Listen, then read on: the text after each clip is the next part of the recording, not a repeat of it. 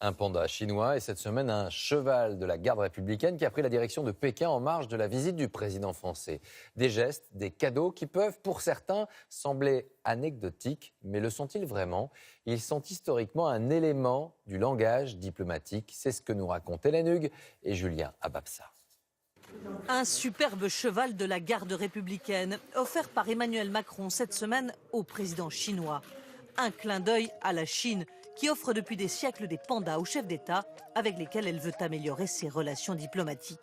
Ainsi, Georges Pompidou en a reçu 2 qui ont fini leur jour aux eaux de Vincennes.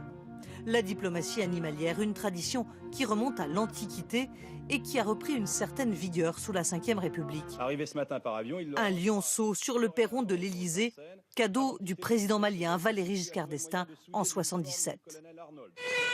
Un éléphant offert à François Mitterrand par le Premier ministre indien en 1985.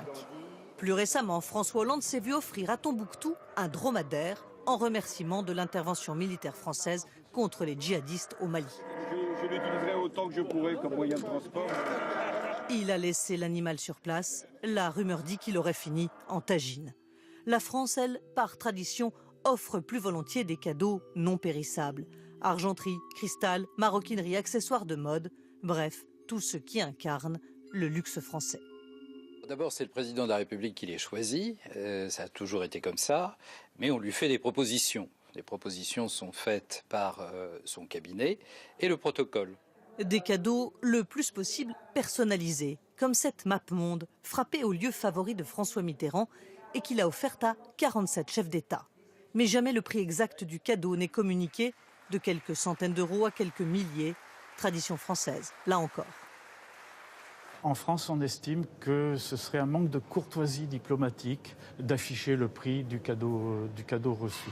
Très pratique, comme ça reste discret aussi. Par contre, aux États-Unis, il y a un forfait, un plafond qui est fixé par le Congrès. C'est moins de $500. Les cadeaux reçus aux États-Unis sont revendus aux enchères sur Internet.